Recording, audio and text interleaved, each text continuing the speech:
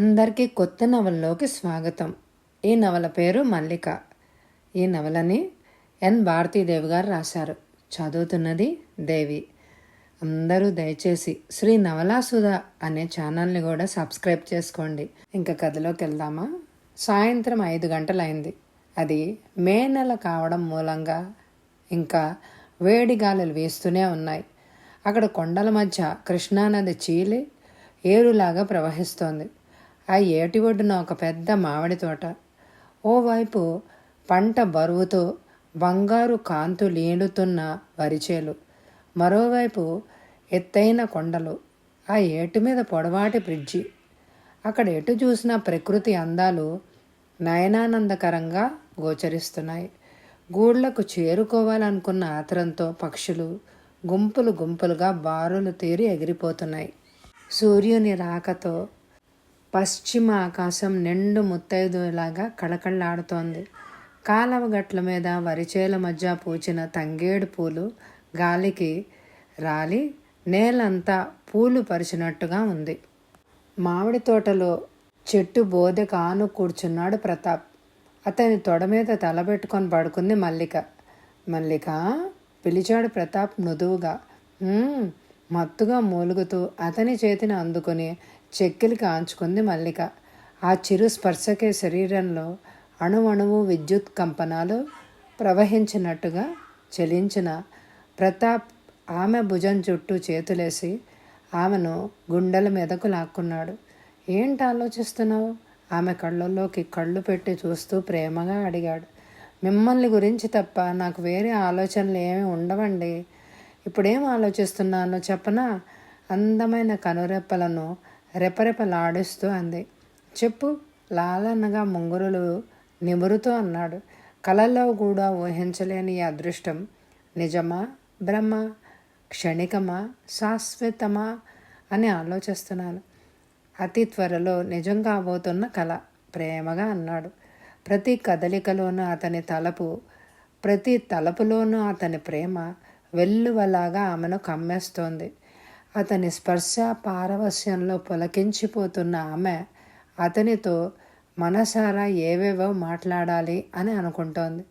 భావోద్వేగంతో ఏమీ మాట్లాడలేకపోతోంది. మన పెళ్ళి జరుగుతుందంటారా? జరగదేమో అన్న అనుమానం ఎందుకు వచ్చింది నీకు? నేనెప్పుడు ఊహాలోకాల్లో విహరించను. వాస్తవంలో నిలిచి ఆలోచిస్తాను. దూరానికి నింగి నేల కలిసినట్టే కనిపిస్తాయి, కానీ ఆ రెండు ఎప్పుడూ కలవవు. అనవసరమైన ఆలోచనలతో మనసు పాడు చేసుకోవద్దని నీకెన్నోసార్లు చెప్పాను. ఏవేవో ఊహించుకుంటావు. నీ ఊహలకు నువ్వే భయపడతావు. మళ్ళీ నీ మీద ప్రమాణం చేసి చెప్తున్నా, ఎవ్వరూ అభ్యంతరం పెట్టినా మన పెళ్ళి ఆగదు. పెద్దవాళ్ళకి ఇష్టం లేకుండా మనం పెళ్లి చేసుకోగలమా? అంది భయంగా మల్లిక. ఎందుకు చేసుకోలేం? మన ఇద్దరం పెళ్లి చేసుకోవడానికి మా వాళ్ళు అంగీకరించరు. ఆ విషయం నాకు తెలుసు. ఉద్యోగం లేకుండా నన్ను పెళ్లి చేసుకుంటే మనం వాళ్ళ మీద ఆధారపడవలసి ఉంటుంది. నిన్ను గౌరవించని మనుషుల మధ్యకు నేను తీసుకెళ్ళడం ఇష్టం లేకనే పెళ్లి విషయం ఎప్పటికప్పుడు వాయిదా వేస్తున్నాను. ఏ చిన్న ఉద్యోగం దొరికినా నిన్ను రిజిస్టర్ మ్యారేజ్ చేసుకుని వీళ్ళందరికీ దూరంగా తీసుకెళ్తాను. విశాలమైన ఆమె కనురెప్పల మీద తన వెదవులతో అద్దుతూ అన్నాడు. కలువ రేకుల్లాంటి ఆమె సోగ కళ్ళు సిగ్గు బరువుతో అరమోర్పులయ్యాయి. మీ భార్యగా మీతో ఒక్కరోజు జీవితాన్ని పంచుకోగలిగినా చాలు, ఆరాధనగా అంది. ఆమె కళ్ళలో తదేకంగా చూస్తూ ప్రేమావేశంతో మల్లికను బాహుబంధాల్లో ఇముడ్చుకున్నాడు ప్రతాప్. కోటి పున్నమిల కాంతితో ఆమె ముఖం దీప్తివంతమైంది. ఆమె మనసు శృతి చేసిన వీణలాగా ప్రేమ గీతాలు ఆలపిస్తోంది. అతని కోసమే వికసించిన పువ్వులాగా అతని గుండెల్లో ఒదిగిపోయింది. నిన్ను చూడకుండా నేను ఒక్కరోజు ఉండగలనా? అంది నవ్వుతూ. ఆమె నవ్వు అతని గుండెల్లో అలజడి కలిగించింది. అతనిలో ఆవేశం కెరటంలా ఉవ్వెత్తున ఎగిసింది. నదిని ఆహ్వానిస్తున్న సముద్రంలాగా, మకరందం కోసం పువ్వును తొలిచే తుమ్మెదలాగా ఆమెను గాఢంగా హృదయానికి హత్తుకుని ఆమెను అల్లుకుపోవాలని ప్రయత్నిస్తున్నాడు ప్రతాప్. 2 చేతులతో బలవంతంగా అతన్ని వెనక్కు నెట్టి అతి ప్రయత్నం మీద అతని చేతుల మధ్య నుంచి తప్పించుకొని దూరంగా జరిగి కూర్చుంది. ఆయాసంతో ఆమె ఛాతీ ఎగిసి పడుతోంది. ఆకాశానికి ఎగిసిన అల మధ్యలోనే విరిగి పడిపోయినట్టుగా ప్రతాప్ ఆవేశం చల్లారిపోయింది. మల్లిక, నా మీద నమ్మకం లేదా? కాంక్షతో ఎర్రబడిన కళ్ళతో ఆమెను చూస్తూ అన్నాడు. మల్లిక అతని ప్రశ్నకు సమాధానం చెప్పలేదు. మాట్లాడవే. మనిద్దరి మధ్య ఏర్పడిన ప్రేమ వయసు 3 సంవత్సరాలు. ఒకరిని ఒకరం అర్థం చేసుకున్నాం. రేపు మాపు భార్యాభర్తలం కాబోతున్నాం. నువ్వు నాదానివి, నా సొంతానివి అన్న భావనతో నిన్ను శారీరకంగా నాదాన్ని చేసుకోవాలని తొందరపడ్డాను. ఇన్ని రోజులు గడిచినా నా మీద నీకింకా నమ్మకం కలగలేదని ఇప్పుడే అర్థమైంది. Sorry, I'm very very sorry Mallika. Pratap గొంతు బాధగా బరువుగా పలికింది. మల్లిక కళ్ళలో నీళ్లు ఊరింది. ఎందుకో ఈరోజు నిగ్రహాన్ని కోల్పోయాను. ఇన్ని రోజుల సాహచర్యంలో మీరు నన్ను గురించి చాలా బాగా అర్థం చేసుకున్నారండి. మీ మీద నమ్మకం లేకపోతే 100 సాయంత్రాలు మీతో ఒంటరిగా గడపగలనా? మీ ఒడిలో పడుకోగలనా? మీకింత చేరువ కాగలనా? నీకు నిజంగా నా మీద నమ్మకం ఉంటే నన్ను వ్యతిరేకించేదానివే కాదు. కాదండి, మీరు నన్ను అపార్థం చేసుకుంటున్నారు. ప్రతి మనిషి జీవితంలోనూ మొదటి రాత్రి అనే ఒక రాత్రి ఉంటుంది. ఆ తొలి కలయికను గురించి ఎంతో మధురంగా ఊహించుకుంటూ అతి ప్రయత్నం మీద మీకు దూరంగా ఉండగలుగుతున్నాను. మీ భార్యగా మీ జీవితంలో అడుగుపెట్టిన తర్వాతనే మీతో తొలిరేయి అనుభూతిని పంచుకోవాలి అని అనుకున్నాను. అదొక తీయని కోరిక. ఆ కోరికతో దూరంగా ఉన్నానే కానీ నమ్మకం లేక కాదు. నా మనసు, నా శరీరం అన్నీ మీవే. ఏ క్షణంలో కావాలంటే ఆ క్షణంలో నన్ను మీదానిగా చేసుకోండి. ఉద్యోగం లేకుండా నన్ను పోషించడం ఎలా అన్న సమస్యతో పెళ్లి విషయాన్ని వాయిదా వేస్తున్న మీరు ఆవేశంలో మన మధ్య 3వ ప్రాణి ప్రవేశిస్తుంది అన్న ఆలోచనకు చోటివ్వలేకపోయాను. మరో ప్రాణి మన మధ్య ప్రవేశించినా పర్వాలేదంటే ఈ క్షణంలో నన్ను శారీరకంగా మీదానగా చేసుకోండి.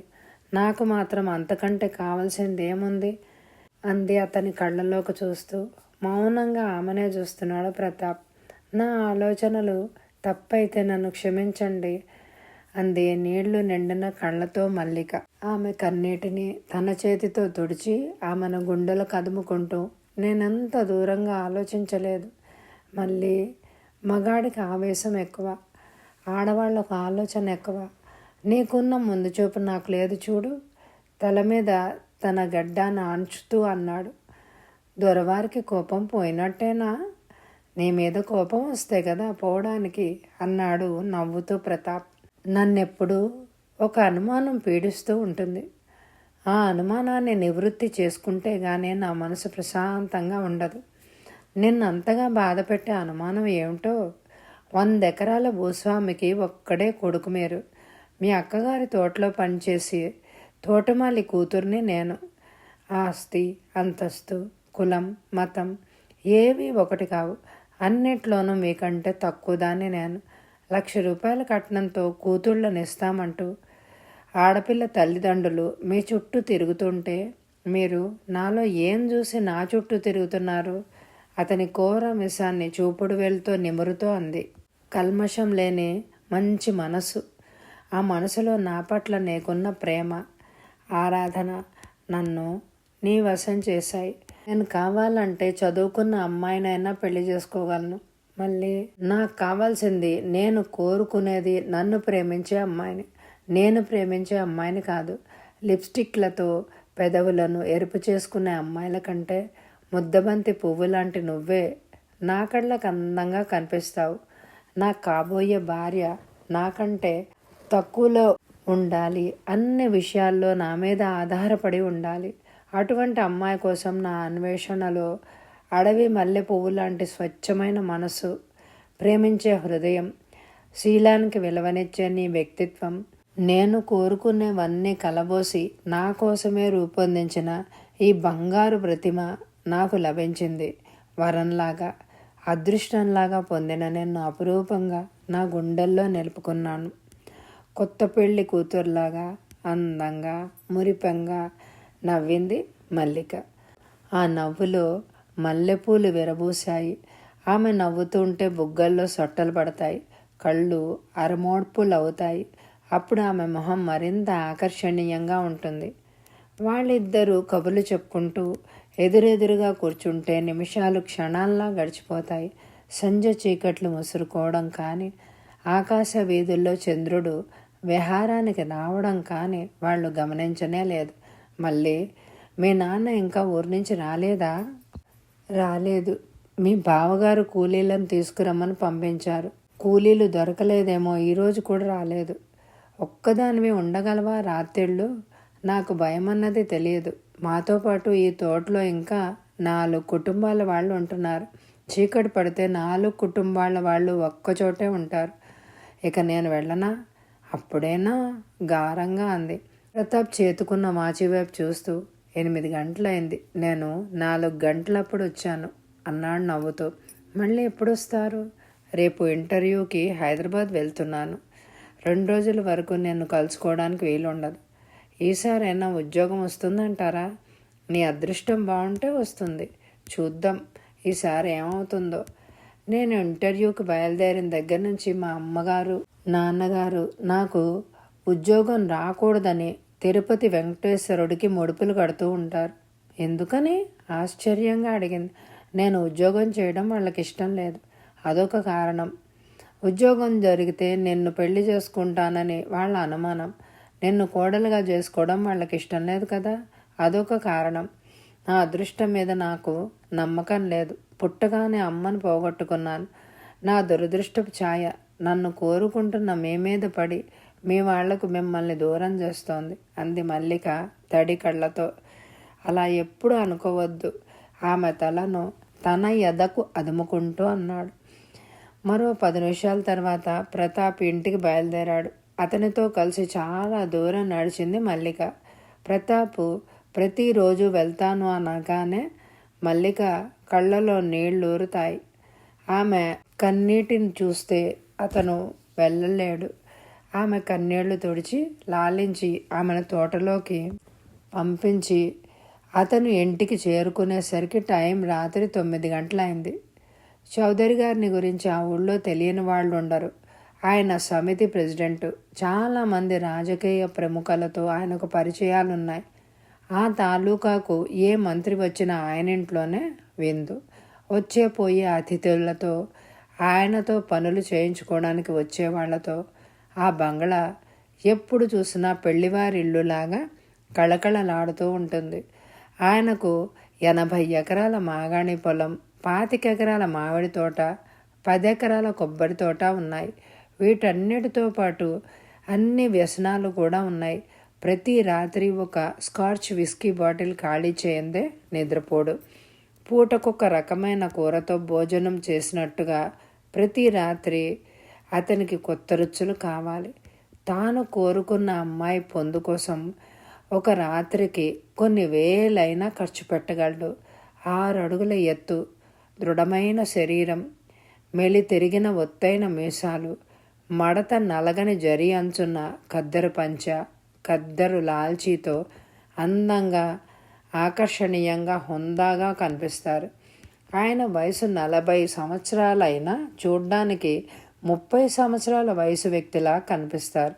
మెడలో పులిగోరు, బంగారు చైన్, వేళ్లకు ఖరీదైన రవ్వలు పొదిగిన ఉంగరాలు అన్నీ ఆయన అంతస్తును హోదాను చాటుతున్నట్టుగా ఉంటాయి. ఆయన భార్య ఇందిరాదేవి సన్నగా నాజుగ్గా, ముట్టుకుంటే మాసిపోతుందేమో అన్నంత మృదువుగా ఉంటుంది. చౌదరి గారి కంటే 5 సంవత్సరాలు చిన్నది. ఆయన భార్య పక్కన నుంచుంటే ఆయన కూతురులాగా ఉంటుంది. అన్ని విషయాల్లోనూ భార్యాభర్తలకు ఉత్తర దక్షిణ ధృవాలకు ఉన్నంత వ్యత్యాసం ఉంది. భర్త చెడు అలవాట్లను మాన్పించాలని ఎంతో ప్రయత్నించింది ఆమె. తన ప్రయత్నాలు ఏవీ ఫలించకపోవడంతో అతని అలవాట్లను గురించి ఆలోచించడమే మానేసింది. ఆమెకు ఒక మంచి గుణం ఉంది. భర్త ద్వారా ఎవరికైనా అన్యాయం జరిగితే వాళ్లకు తనకు సాధ్యమైనంత వరకు న్యాయం చేకూర్చాలని ప్రయత్నిస్తుంది. భార్యాభర్తలిద్దరూ ఒకే ఇంట్లో ఉంటున్నా రోజులో వాళ్ళిద్దరూ మాట్లాడుకునేదే చాలా తక్కువ. చౌదరి గారు తరచుగా రాజకీయ ప్రముఖులను కలుసుకోవడానికి హైదరాబాద్ చుట్టూ తిరుగుతూ ఉంటారు. ఊళ్ళో ఉన్న సమితి ఆఫీస్లోనో వచ్చేపోయే వాళ్లతో మాట్లాడుతూనో హాల్లోనో ఉంటారు. రాత్రుళ్ళు ఆయన బెడ్రూమ్లోకి వచ్చేసరికి అర్ధరాత్రి దాటుతుంది. అప్పటికి ఇందిరాదేవి గాఢ నిద్రలో ఉంటుంది. ఆయన శారీరక అవసరాలని బయటే తీర్చుకుంటారు. భార్యను నిద్ర లేపి ఆమెను డిస్టర్బ్ చేయాల్సిన అవసరం ఉండదు. ఆమెకు మెలకు రాకుండా పక్కకు తిరిగి పడుకుంటారు. వాళ్ళకు ఒక్కగానొక్క కూతురు నవ్య బిఎస్ సెకండ్ ఇయర్ చదువుతోంది. 17 సంవత్సరాల వయసులో చెయ్యి తిరిగిన శిల్పి మలిచిన శిల్పంలాగా పొందికైన అవయవ సౌష్ఠవంతో తల్లిదండ్రుల అందచందాలను పొణికి పుచ్చుకొని పుట్టింది. కాలేజీ ఇల్లు తప్ప బయట ప్రపంచం తెలియదు. కారులో కాలేజీ టయానికి కాలేజీ దగ్గర కారు దిగుతుంది. మళ్ళీ కాలేజీ అయిపోగానే కారులో ఇంటికొస్తుంది. చౌదరి గారికి ఆరో ప్రాణం నవ్య. కోరితే కొండ మీద కోతినైనా తెప్పిస్తారు. నవ్యకు వాళ్ళ మమ్మీ దగ్గర కంటే వాళ్ళ డాడీ దగ్గరే చనువు ఎక్కువ. చౌదరి గారి మామిడి తోటను చూస్తూ ఉంటారు రామయ్య. అతను కూడా ఒకప్పుడు మంచి రైతే. వ్యవసాయం కలిసి రాకపోవడంతో భార్య అనారోగ్యం అన్నీ కలిసి రామయ్యను మానసికంగా కృంగదీశాయి. తెచ్చిన అప్పులకు వడ్డీలు విపరీతంగా పెరిగిపోయాయి. ఉన్న 10 ఎకరాల పొలం అమ్మేసి అప్పులు తీర్చి దూర బంధువైన చౌదరి గారి దగ్గరకు వచ్చి ఆయన తోటను చూస్తూ తోటలోనే చిన్న ఇల్లు కట్టుకుని అక్కడే స్థిరపడిపోయారు. రామయ్య గాక ఇంకా ఆ తోటలో 4 కుటుంబాల వాళ్ళు ఉన్నారు. ఒకరు పాడిగేదెలను మేపి పాలు పితికి తీసుకురావడానికి, ఇంకొక 2 కుటుంబాల వాళ్ళు తోటకు నీళ్లు కట్టడం, కొబ్బరికాయలు దించడం వంటి పనులు చేస్తూ ఉంటారు. రామయ్య మామిడి తోటను కొబ్బరి తోటను చూస్తూ కాయలు అమ్మడం, డబ్బు తెచ్చి చౌదరి గారికి ఇవ్వడం, తోటకు అవసరమైన ఎరువులు వాడడం చేస్తూ ఉంటాడు. రామయ్య అందించిన డబ్బు తీసుకుంటారే తప్ప చౌదరి గారు తోట మీద ఆదాయం ఎంత వచ్చిందని కూడా అడగరు. రామయ్యకు చాలా కాలం వరకు పిల్లలు లేరు. లేక ముసలి వయసులో మల్లిక పుట్టింది. కూతురు పుట్టగానే భార్య కన్ను మూసింది. భార్యను కూతురులో చూసుకుంటూ మల్లికకు తల్లి తండ్రి తానే అయి పెంచుకున్నాడు. తోటకు ఊరికి దాదాపు మైలు దూరం ఉంటుంది. మధ్యలో అన్నీ మాగాణి పొలాలు. మల్లిక హై స్కూల్ పూర్తి చేసింది. ఊరికి కాలేజీ మైల్ దూరం ఉంటుంది. మల్లిక కాలేజీ నుంచి ఇంటికి రావాలంటే రోజు 2 మైళ్ళు నడవాలి. పొలాల మధ్య నుంచి రావాలి. అందుకే మల్లిక చదువుకుంటానన్న ఇష్టం లేక 10th క్లాస్ పాస్ అవ్వగానే చదువు మాన్పించేశాడు. చౌదరి గారు రామయ్యకి ఇచ్చిన డబ్బు మొత్తం మల్లిక పేరు బ్యాంకులో వేస్తున్నారు. వడ్లు చౌదరి గారే ఇస్తారు. కూరగాయలన్నీ తోటలోనే కాస్తాయి. పాలు గేదెలు తోటలోనే ఉంటాయి. అక్కడ కాపురం ఉండే 4 కుటుంబాల వాళ్ళు కూరగాయలు పాలు కొనకుండా అవే వాడుకుంటారు. మల్లికంటే ఇందిరాదేవి కూడా ఎంతో ఇష్టం.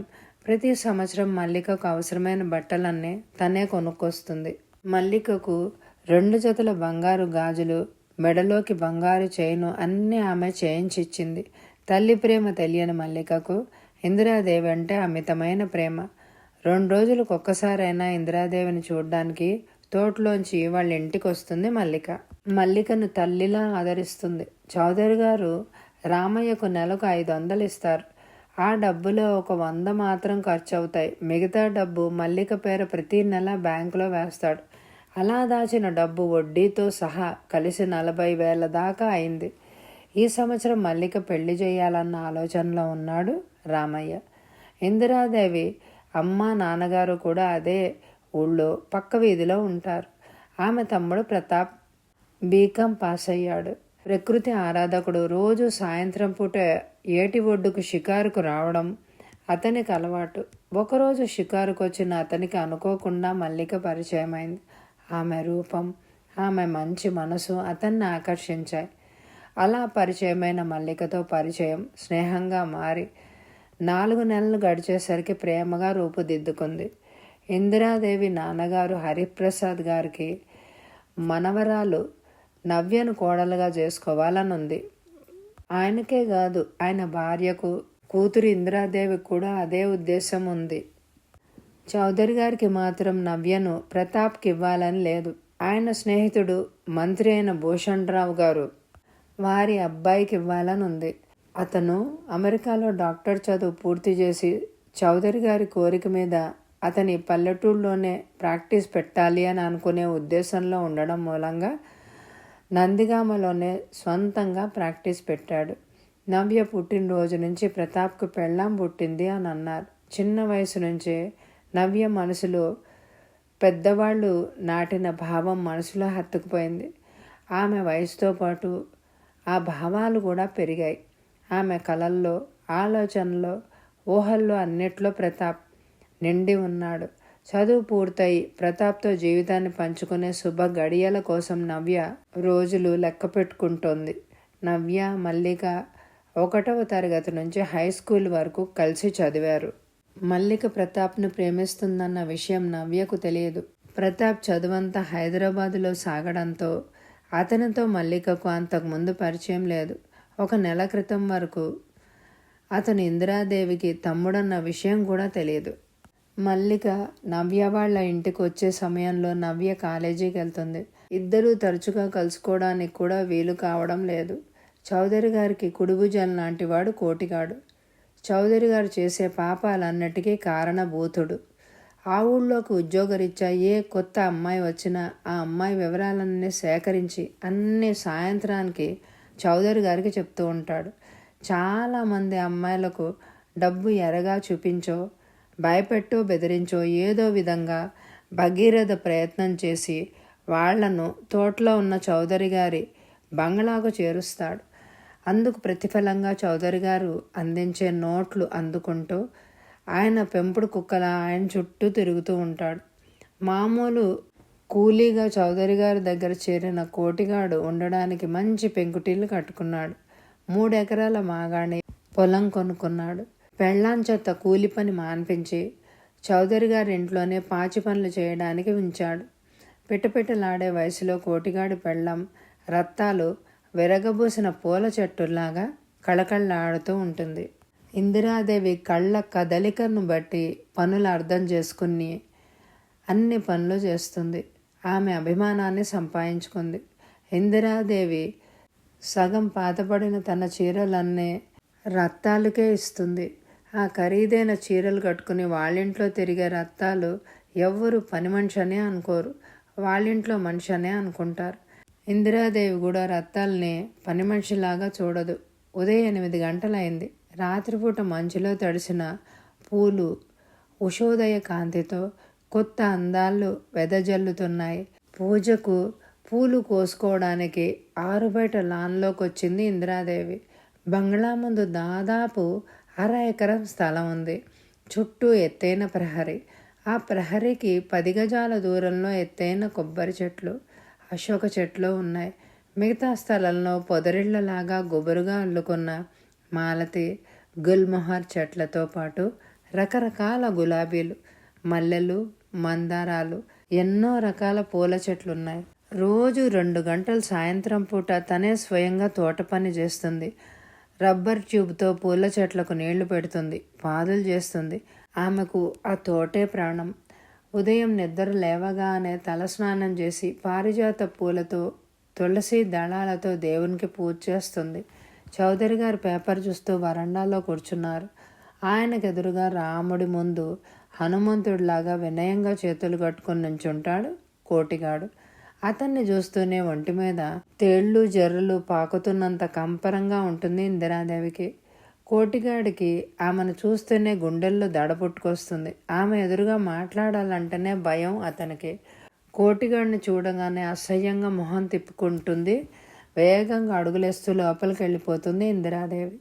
ఆమె ఆ పరిసరాల్లో ఉన్న అనుమానం వచ్చిన నోరు మెదపని కోటిగాడు ఆమె లోపలికి వెళ్ళగానే తేలికగా ఊపిరి పీల్చుకుంటూ చౌదరి గారికి మరింత దగ్గరగా వచ్చి నిల్చున్నాడు.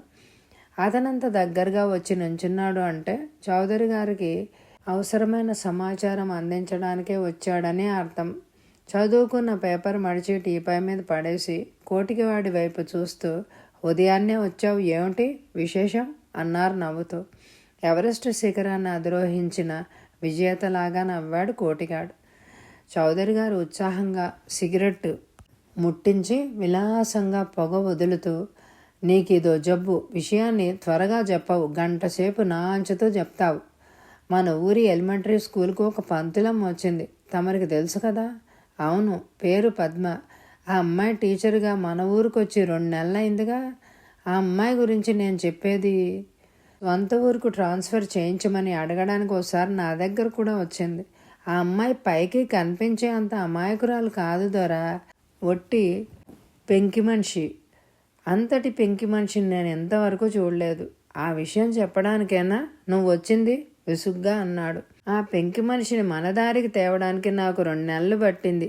ఈ రాత్రి 9 గంటలు దాటిన తర్వాత ఆమెను మన బంగ్లాకి తీసుకొస్తాను. మీరు కూడా బంగ్లాకి రండి. ఈ రాత్రికా? అవును దొరా, ఈ రాత్రికే. ఈ రాత్రి 10 గంటలకు నేను హైదరాబాద్ వెళ్తున్నాను. అమ్మమ్మ, అంత మాట అనకండి. మీరు ఈ రాత్రికి బంగ్లాకు రాకపోతే ఈ నెల రోజుల నుంచి నేను పడిన శ్రమంతా బూడిదలో పోసిన పన్నీర్ అవుతుంది. నాతో పాటు ఇంకో 2 ప్రయాణం కూడా ఆగిపోద్ది. నేను ఆగిపోతే హైదరాబాదే కదా, ఈ రాత్రికి కాకపోతే రేపు రాత్రికి వెళ్ళొచ్చు. నా మాట వినండి దొరా.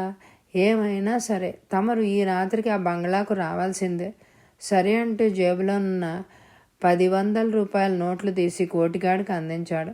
తిరుపతి వెంకటేశ్వర స్వామి ప్రసాదం అందుకుంటున్నంత పవిత్రంగా ఆ నోట్లు అందుకొని కళ్ళకు అద్దుకొని జేబులో పెట్టుకున్నాడు కోటిగాడు. రాత్రి 10 గంటలైంది. పద్మన్ బంగ్లాలోకి పంపించి గేట్ దగ్గర పొన్నుకర్ర పట్టుకొని బీడీ కాల్చుకుంటూ కూర్చున్నాడు కోటిగాడు. అప్పటికే చౌదరి గారు బంగ్లాకు వచ్చారు. ఖరీదైన విస్కీ బాటిల్లోని ద్రవాన్ని గ్లాసులో కొంచుకుని నిదానంగా తాగుతూ ప్లేట్లోని చికెన్ తింటూ నిషాలో ఉన్నారు. ఆయనకెదురుగా బలి చేయడానికి తెచ్చిన మేకపిల్లలాగా భయంగా బెదురుగా ఆయన వైపు చూస్తూ కుర్చీలో కూర్చుంది పద్మ. ఆ బంగ్లాలో జరగబోతున్న దారుణానికి కోపంగా రివ్వున వేస్తోంది గాలి. ఏటి ఒడ్డున నక్క ఒకటి భయంకరంగా అరుస్తోంది. క్రమక్రమంగా బాటిల్లోని విస్కీ అంతా చౌదరి గారి గొంతులో జారిపోయింది. విస్కీ ప్రభావం అతని నరాల మీద పనిచేయడం మొదలుపెట్టింది. సృష్టికర్త శారీరకంగా ఆడదాన్ని మగాడి కంటే బలహీనురాలిగా సృష్టించాడు. ఆ బలహీనతను మగాడు ఆధారంగా తీసుకుని తరతరాల నుంచి ఆడదాన్ని తన స్వార్థం కోసం ఉపయోగించుకుంటున్నాడు. ఆకలి మీదున్న గద్ద జంతు కళేబరాన్ని పీకు తిన్నట్టు పద్మకు దగ్గరగా వచ్చి ఆమె చెక్కిలిపై రక్తం చిమ్మేలాగా పళ్లతో కొరికాడు. జంతువులు ఆడ జంతువును మగ జంతువు తరుముతూ ఉంటుంది. ఆడ జంతువు అలసిపోయిన తర్వాత మగ జంతువు లొంగదీసుకుంటుంది. అది జంతువు లక్షణం. అలా విసిగించి బాధించి ఆడదాన్ని లొంగదీసుకునే జంతు లక్షణాలున్న మనుషులు కూడా కొందరు ఉంటారు. ఆ కొందరిలో చౌదరి గారు ఒకరు. పద్మ ప్రతిఘటించలేదు. తను అన్నిటికీ సిద్ధమై అందుకోసమే వచ్చింది. ఇంకా ప్రతిఘటించి సమయాన్ని ఎక్కువ చేసుకోవడం ఎందుకని నిర్లిప్తంగా ఉంది. అతని బలమైన బాహువుల మధ్య మైనపు ముద్దలాగా నలిగిపోతోంది. మధురమైన ఆమె చెక్కిళ్ళు ఆయన పంటిఘాట్లతో ఎర్రపు రక్తపు ముద్దలాగా ఉన్నాయి. ఆమె శరీరంలో ప్రతి భాగం పిండిమరలో గోధుమ గింజలాగా నలిగిపోతోంది. అతని క్రూర కాంక్ష చల్లారేసరికి రాత్రి 2 గంటలైంది. అప్పటికి పద్మ శరీరం కొలిమిలో పెట్టి కాలుతున్నంత బాధగా ఉంది. గుండెను మండిస్తున్న బాధతో చీర కుచ్చిళ్ళు సరిచేసుకుని భుజాల చుట్టూ పమిట చెంగు కప్పుకొని తలుపు తీసుకొని బయటకు వచ్చింది. ఆమె రావటం చూసి కోటిగాడు లేచి నిల్చున్నాడు. అతని వెంట ఆ చీకట్లోనే ఇంటివైపు నడిచింది పద్మ. చౌదరి గారు ఆ రాత్రి బంగ్లాలోనే పడుకున్నారు. ఆ రాత్రి పద్మను కోటిగాడు బంగ్లా దగ్గరకు తీసుకొస్తున్న సమయంలో మల్లికను కలుసుకుని ఇంటికెళ్తున్న ప్రతాప్కు ఎదురయ్యారు. పద్మను ఆ మసక వెలుతురులో టీచర్గా గుర్తుపట్టారు. కోటిగాడిని 1000 మందిలో నిల్చున్నా తేలిగ్గా గుర్తుపట్టొచ్చు. తలంచుకుని నడుస్తున్న పద్మ ప్రతాప్ని చూడగానే కోటిగాడికి కనిపించకుండా ముళ్ళ పొద చాటున తప్పుకున్నాడు ప్రతాప్. పద్మ స్కూల్లో టీచర్గా జాయిన్ అయిన రోజే పని మీద ఆ స్కూల్కి వెళ్ళిన ప్రతాప్కు పరిచయం అయింది. అప్పుడే ఆమె వివరాలు చెప్పింది. వాళ్ళ నాన్నగారు స్కూల్ టీచర్ అంట. హఠాత్తుగా గుండెపోటుతో స్కూల్లోనే మరణించడంతో అప్పటికే టీచర్ ట్రైనింగ్ అయిన పద్మకు టీచర్ ఉద్యోగం వచ్చింది. గవర్నమెంట్ వాళ్ళు ఇచ్చారు. పద్మ అందరిలోనూ పెద్దది. ఆమె తర్వాత పెళ్ళికి ఎదిగిన 2 చెల్లెళ్ళు, 2 తమ్ముళ్ళు, వాళ్ళ అమ్మగారు, వీళ్ళందరికీ బ్రతుకు తెరువు పద్మ సంపాదనే. సొంత ఊరు పద్మ వాళ్ళది నందిగామకు 10 మైళ్ళు దూరంలో ఉంటుంది. అక్కడ వాళ్లకు సొంత ఇల్లుంది. అందరూ కలిసి ఒక చోటు ఉంటే చాలా వరకు ఖర్చులు తగ్గుతాయి. అందుకే సమితి ప్రెసిడెంట్ గారితో మాట్లాడి ఈ ఊరుకు ట్రాన్స్ఫర్ చేయించుకుంటానని ప్రతాప్తో పద్మ ఆ రోజు మాటల సందర్భంలో చెప్పింది. కోటిగాడితో కలిసి రాత్రి 9 గంటల సమయంలో బంగ్లా వైపు వెళ్తున్న పద్మను చూడగానే ప్రతాప్కు ఆమె ఎందుకు వెళ్తుందో అర్థమైంది. మనసంతా చేతు తిన్నట్టుగా అనిపించింది. చాలాసేపు బాధగా అక్కడే నుంచున్నాడు. అతనికి బావగారి అలవాట్లన్నీ తెలుసు. ఆ రాత్రంతా నిద్ర పట్టలేదు ప్రతాప్కు. ఆ 2వ రోజు సాయంత్రం పద్మను కలుసుకొని మాట్లాడాలని స్కూల్ వదిలే టయానికి అక్కడికి వెళ్ళాడు. స్కూల్ వదలగానే ఇంటికి బయలుదేరిన పద్మతో మీతో 5 నిమిషాలు మాట్లాడాలి అని అన్నాడు. నేనుంటున్న రూమ్ ఇక్కడకు చాలా దగ్గర, రండి మాట్లాడుదురుగాని అంటూ ముందుకు నడిచింది పద్మ. ఆమెను అనుసరించాడు ప్రతాప్. రూమ్ చాలా చిన్నదైనా ఉన్న వస్తువుల్ని నీట్గా పొందిగ్గా సర్దుకుంది. ఆమె మడత మంచం మీద పక్క పరిచి ఉంది. అతను ఆ మంచం మీద కూర్చున్నాడు. పద్మ ఫ్లాస్కులోని టీ 2 కప్పుల్లోకి వంచి ఒక కప్పు అతనికిచ్చి మరో కప్పు తను తీసుకుని అతనికి ఎదురుగా గడప మీద కూర్చుంది. అసలు విషయం ఆమెను ఎలా అడగాలా అని ఆలోచిస్తున్నాడు అతను. అతను మాట్లాడబోయే విషయం ఏమిటా అని ఆలోచిస్తోంది పద్మ. నిమిషాలు మౌనంగా దొర్లుతున్నాయి. ఏదో మాట్లాడాలని వచ్చి మౌనంగా ఉన్నారే, చెప్పండి అంది ఆమె నిశ్శబ్దాన్ని ఛేదిస్తూ. పద్మ ఆర్దోక్తిగా ఆగిపోయాడు ప్రతాప్. ఏమిటన్నట్టుగా అతని వైపు చూసింది పద్మ. రాత్రి మీరెక్కడికి వెళ్ళారు? ఎందుకు ఈ ప్రశ్న వేశారు? ప్రశ్నకు ప్రశ్న సమాధానం కాదు. సమాధానం తెలుసుకున్నందువల్ల మీకేమిటి ప్రయోజనం? ప్రయోజనం కోసం కాదు. నేను ఉన్నతంగా ఊహించుకునే మనిషి తప్పుదారి నడుస్తుంటే సరిదిద్దవలసిన బాధ్యత నాకుంది అని అనుకున్నాను. మీ అభిమానానికి కృతజ్ఞురాల్ని. నన్ను గురించి ఆలోచించే వాళ్ళు ఉన్నారని తెలియగానే మనసు ఎంతో సంతోషంతో నిండిపోయింది అంది బాధగా, బరువుగా. మీ వ్యక్తిగత విషయాల్లో కలగజేసుకుంటున్నందుకు నన్ను క్షమించండి. మిమ్మల్ని చూసిన మొదటి క్షణంలోనే మీ మాటల్ని బట్టి మీ మీద నాకు స్నేహభావం కలిగింది. ఇప్పుడు ఆ భావం మరింత పెరిగింది. మీరు ముళ్ళబాటలో నడుస్తుంటే చూస్తున్న నాకేమీ పట్టనట్టు ఉండలేకపోయాను. మల్లె పువ్వులను, అందమైన గులాబీ పువ్వులను సృష్టించిన ఆ భగవంతుడు వాటితో పాటు ముళ్ళ పొదలను కూడా సృష్టించాడు. కావచ్చు, 2 భగవంతుని సృష్టి అయినా రెండిటిని సమానంగా చూడగలమా? అవసరాన్ని బట్టి చూడాల్సి వస్తుంది. ఏ అవసరం కోసమో మీరు రాత్రి కోటిగాడితో కలిసి మా బావగారి బంగ్లాకి వెళ్ళారు. ఓ, అదా మీ అనుమానం అంది తేలిగ్గా. సమాధానం చెప్పండి. నేను సమాధానం చెప్పబోయే ముందు మిమ్మల్ని ఒక ప్రశ్న అడుగుతాను. సమాధానం చెప్పండి. మీ అక్కగారికి నేను అన్యాయం చేశానన్న బాధతో నన్ను మందలించడానికి ఇక్కడికి వచ్చారా? అతని కళ్ళలోకి తీక్షణంగా చూస్తూ అడిగింది. కాదు. ప్రతాప్ గొంతు స్థిరంగా పలికింది. మీ మాట నిజమని నమ్మమంటారా? నా మీద అభిమానంతోనే వచ్చారా? పద్మగారు, మన బంగారం మంచిది కానప్పుడు కంసాలనేం చేయగలడు? మీ మూలంగా మా అక్కకేదో అన్యాయం జరిగిందన్న బాధతో నేను మీ దగ్గరికి రాలేదు. మా అక్కకు మా బావగారితో పెళ్లి జరిగిన నాడే అన్యాయం జరిగింది. నేను మిమ్మల్ని గురించి ఆలోచిస్తూ రాత్రంతా నిద్రపోలేకపోయాను. పద్మ కళ్ళు విప్పార్చుకొని అతని వైపు చూసింది. ఇంకా నా మాటలు నమ్మలేకపోతున్నారా? నన్ను గురించి మీరింతగా బాధపడాల్సిన అవసరం ఏముందా అని ఆలోచిస్తున్నాను. సాటి మనిషిగా నాలాంటి అభాగ్యులు ఈ ప్రపంచంలో చాలామంది ఉన్నారు. మాటలతో మభ్యపెట్టకండి. చదువు, సంస్కారం ఉండి బాధ్యత గల ఉద్యోగం చేస్తూ మీరెందుకు ఇంత దిగజారిపోయారు? ఊహల్లో అందంగా కనిపించే విషయాలు వాస్తవాల్లో అందంగా కనిపించవు. ఆడవాళ్లకు ప్రాణం కంటే శీలం ముఖ్యము అని అంటారు. అవును, ఇలాంటి సామెతలన్నీ మీ బావగారు లాంటి కామాంధులే సృష్టించి ఉంటారు. తను మాత్రం ఎంతమంది ఆడవాళ్లతోనైనా తిరగొచ్చు, తన భార్య మాత్రం పవిత్రంగా సీత సావిత్రిలాగా ఉండాలి. ఆ భావనతోనే ఇలాంటి సామెతలు సృష్టించి ఉంటారు. శీలం అంటే విలువలేని ఆడవాళ్లను సమాజం తేలిగ్గా చూస్తుంది.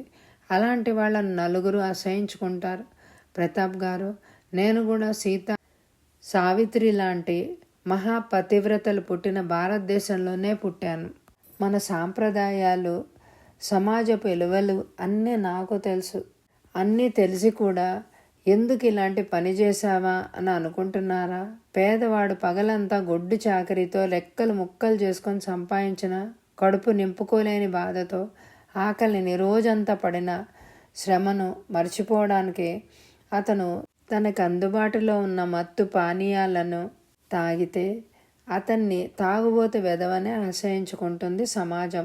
అదే పని ధనవంతుడు అద్దాల గదిలో కూర్చుని ఫారిన్ విస్కీ బాటిల్స్ ఖాళీ చేస్తే అతన్ని పెద్ద మనిషిగా గౌరవిస్తుంది సమాజం. ఇద్దరు వ్యక్తులు చేసేది ఒకే పని అయినప్పుడు ఒక వ్యక్తిని గౌరవించడానికి, మరొక వ్యక్తిని అసహించుకోవడానికి కారణం ఆ ఇరువురు వ్యక్తుల మధ్య ఉన్న అంతస్తు, హోదా, డబ్బు. ఎన్నో సాంప్రదాయాలకు, మరెన్నో సెంటిమెంట్స్కు నిలయమైన మన భారతదేశంలో ఆడది మగాడి అవసరాలకు ఉపయోగపడే ప్రాణమున్న జీవి. మనుషుల కన్నా మనుషులు ఏర్పరిచిన సాంప్రదాయాలకే విలువనిచ్చే మన సమాజం నన్ను వ్యభిచారి అన్న బిరుదుతో సత్కరిస్తుందని నాకు తెలుసు.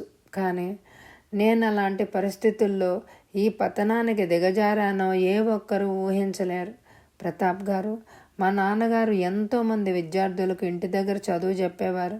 అందుకు గాని ఎవరి దగ్గర డబ్బు తీసుకునేవారే కాదు.